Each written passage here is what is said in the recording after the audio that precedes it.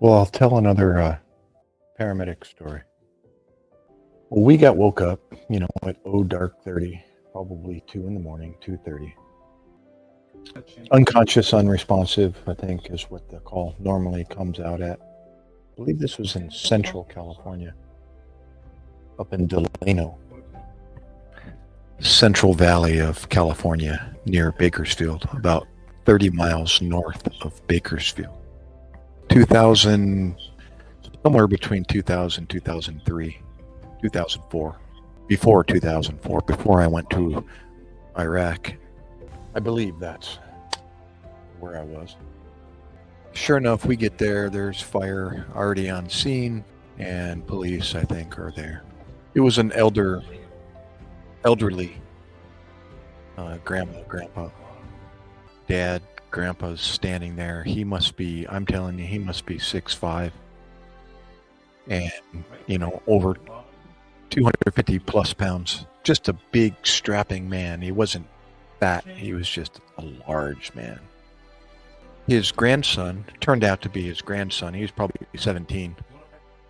Was his grandson must have stood 6 feet, 3 inches. He was a tall, thin boy standing next to his grandfather. And Lolo, grandpa, was kind of standing off to the side in the hallway. And we're in the living room, right inside the front door. Mom, grandma, Lola, being elderly, typically elderly people, we start succumbing to age related problems, whether they're medical related, physical related, all of the above. We're dying. Everybody's dying, right? Who's not dying? She had a medical background of, an extensive medical background, probably cardiac, all of the above. Her heart, her blood pressure, diabetes, probably the whole list. And because of that, therefore, she was unable to sleep in her bed on her back because she became short of breath when she laid on her back. So that's very common. It's not uncommon to hear that and to see elderly people sleeping out in their living room in their recliner because they can't lay flat in their bed. And the recliner keeps them upright, but at the same time they can lay back and assume that semi-sitting, semi-laying down position so they can go to sleep. And it helps keep their legs up. And that helps drain the fluid, keep the fluid from draining down to the dependent or lower parts of the body. Makes their ankles swell up. So that all goes hand in hand with cardiac related problems. Well, she's sitting out in her chair like she does. I don't know how long she's been doing that. Probably for a long time. Grandpa, Lolo, sleeps in the bedroom. And I don't know if the grandson was living with them or if he came over or whatever. But he's there as well. So the three of them. And the story I was told was Grandpa normally gets up throughout the night to check on Mom, check on his wife every 2 hours or something. And he went to bed at midnight, and he came back out at 2 to check on her. And she was unconscious in her chair, and he was unable to arouse her. So he called 911. We got there. Again, fire's already there. Police, I think, were already in the room. We get there. And I was the patient person, so I'm the paramedic in charge with my partner, who was also a paramedic. So back to Grandma. Grandma's unconscious. Wake up, wake up. She doesn't wake up. She's warm. She's not cold. She's warm. But she has no heart rate, no pulse, and she's not breathing. So we begin the resuscitation efforts to try to, help her.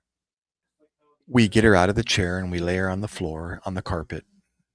And we try to, we start breathing for her, and we hook up a cardiac monitor to look to see what's happening to her heart. We had to start cardiopulmonary resuscitation, or CPR. We usually get the firefighters to do that for us while we are starting an IV, putting a needle in her vein, and putting a tube into her airway so we can breathe for her with this bag that we squeeze air and oxygen into her, not only her mouth, but down into her trachea. We have a tube that goes down into the trachea. It's called intubation. So we intubate her, we breathe for her, and somebody's manually compressing her, her chest to provide her heart some kind of, hopefully, some circulation. And then we start pushing drugs into her IV that we start in her arm to try to start her heart or to help her heart beat more stronger. And we spent, 15, 20 minutes on this Lola, and we got no results. There was no change.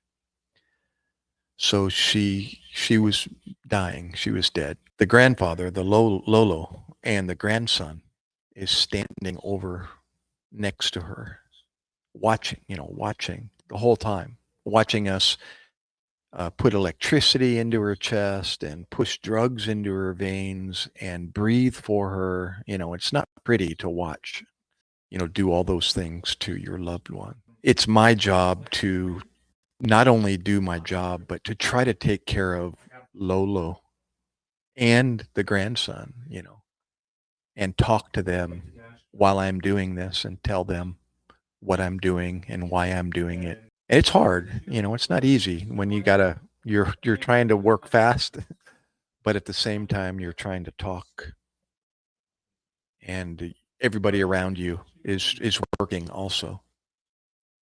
Your partner, the police, the firefighters, they're helping.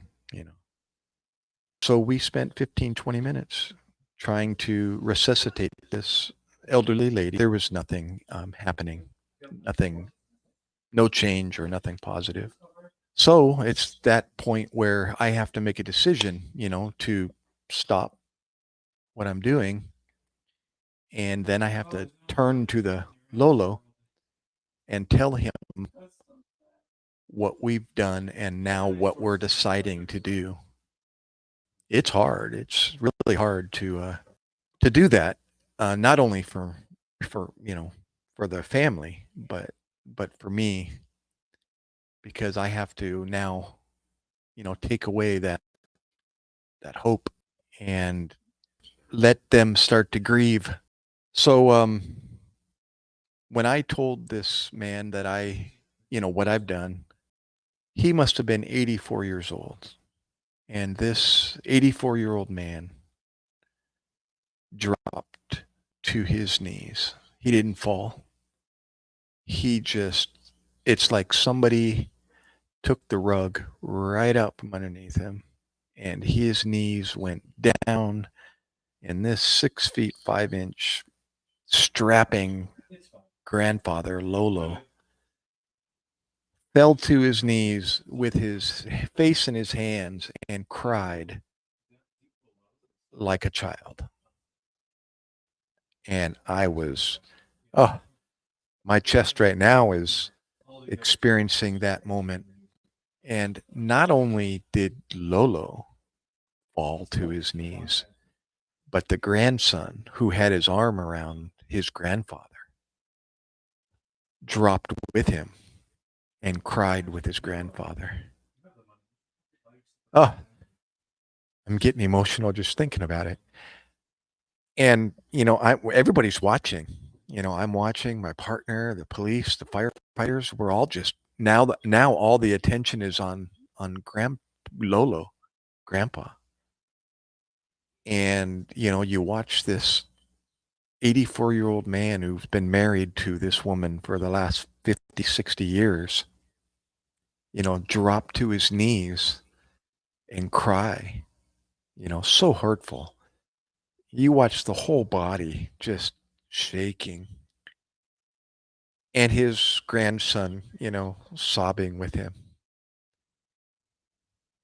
And I got to this the way I feel right now, and I was like, guys, I gotta step outside for a second because tears were starting to come down my face. So I literally like I went out to the door and I walked outside, wiping my face and when I could speak again, I came back inside. Well, just before I was to come back inside the house, a firefighter went outside to get me. Hold on, I gotta wipe that tear in my eye right now. And he said, Gary, he's like, come inside. So he got my attention. I'm like, what's going on? And he goes, just, we need you. And I'm thinking, you know what? What happened? What's going on? Did something happen to grandpa now? And I walk in and the my partner's like pointing at the EKG monitor on the floor, which has the wires connected to the EKG pads on his chest. And he's pointing at the monitor. And I'm looking at my partner going, what do you got? And he goes, take a look. And I look at the monitor and there's this organized rhythm going across the screen. And I thought, what? What? I just spent 20 minutes on this woman and we had no success with anything, electricity, we pushed medications, we did everything that we normally would do for a person. We call that a cardiac arrest. And there was no response. And now she's got this organized rhythm on the monitor. And I thought, really? So I check for a pulse on her wrist, and she still doesn't have a pulse. And I put my finger on her neck, and I try getting a pulse up in her neck because that's a very short distance from the heart to the neck. So the best case scenario is to have a pulse down in her wrist because that's a longer distance to get down to the arm. And that means if the heart is pumping well, it'll reach, a longer distance away. Makes sense, stronger the pump, the further away that you're going to be able to feel it. Well, she didn't have any pulse here, and I checked her neck, and she didn't have a pulse there either. So how can that be? How can she have a rhythm, a somewhat organized rhythm, slow, but not feel any heartbeat? It's like contradictory. How can that be? So there's electricity still going through the cord, but the signal isn't getting to that end very well. Well, it's not exactly that in a person, but that's a good way of kind of picturing. But you can see it on an electrical monitor, but you can't feel it. So it's not doing anything for the person. But now it puts me in a predicament. I can't leave the patient with an organized electrical activity on my monitor, and we hit the record button to record it. I can't leave her alone. So it's like, okay, guys, let's go. Now we got to transport her. We have to take her to the hospital. And we continue trying to improve that electrical activity so that it will generate something physical so we can feel it. And that's the best case scenario. But also, on top of that, I have to tell Lolo now. The last time I left him, he was on his knees, crying like a child, with his grandson holding him, crying with him, with the paramedic out on the porch crying also. And now I have to tell him what I just told you. Of course, Lolo's eyes, they open up real big, and like, hope, really? Still, is there hope? And honestly, only God knows the answer to that question. I, now I have to change gears and tell him, there's nothing further I can do here at the house. It would be better off if we get her to the hospital now. And he's like, oh, okay, okay. So somebody takes care of Lolo and puts him in the front seat of the ambulance while we get his wife and put her on the gurney, wheel her out to the ambulance and put her in the back. And then we go, lights and sirens to the hospital. You know, the last 10 minutes of this call, my, what we call our physician advisor, the doctor that we work underneath his license, he's ultimately in charge of us paramedics. He walks in the door, the front door of this house. He was doing some rounds, I guess, that evening, and he has a radio that he can listen to our channel, and he heard our call. So he came to that address to just observe and to help. He was a young guy, relatively young doctor, and he wanted to play. So he came in the house while we were discovering the new electrical activity on the monitor with no pulse, with no heartbeat associated with that. And I remember turning to him and like, did you get all that? He's like, yeah. I said, what do you think? And he's like, let's transport her. And um, what we have a protocol that we follow for that condition I explained. So basically what we do is we electrically pace her heart.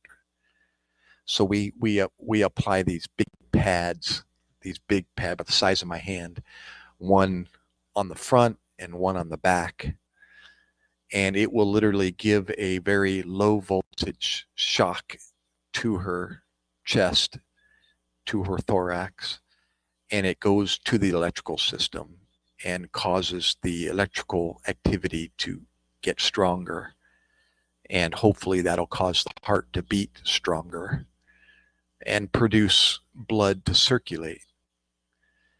But the chances of that actually helping somebody who's been in her condition for that long is very, very low, very slim. But we have to do that. I can't say no. So we transported her that way, um, assisting her heart, and she did not respond to it very well en route. And then they ended up um, discontinuing efforts there at the emergency room. So she did die, but that was that's the type of calls that one type of call that is not very uncommon to run on a cardiac arrest on the elderly population, because that's what elderly people do. They come to the end of their life, and they die. And every once in a while, we will, we will do a cardiac arrest that does respond, positive, and the person will survive. But um, that's the exception. It's not like the movies, that we are successful very often. I'm sure it's less than 1%, much less than 1%, of cardiac arrest patients responding, walking out of the hospital after they go into cardiac arrest. Yeah, it doesn't happen very often, but it does. And it's pretty cool to see, especially when you're the, first responder that enabled that person to walk out of the hospital.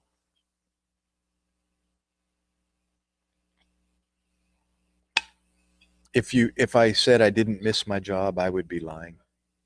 I can still talk about it 20 years later and still know somewhat what I'm talking about. Could I do it again right now, on a patient? Probably not. I'd be so disorganized. and forget a lot of things.